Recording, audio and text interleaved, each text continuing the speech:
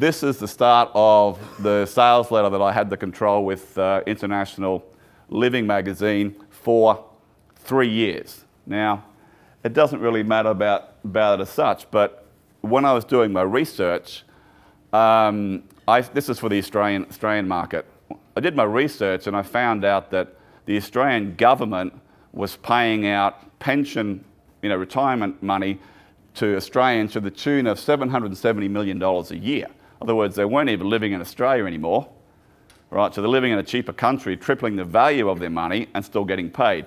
And that was the hook that I uncovered and did that sales letter. It's only just in the last 3 to 6 months that I've stopped getting royalty checks on it. But still, I did the research, which Bond spoke about.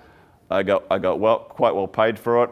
And, I hit on the conversation that was already going on in their prospect's mind, which is something I think you really have to grasp, right?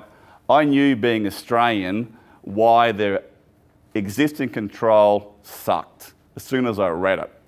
And so I was like, I need to do my research and find what this hook is, what this angle is.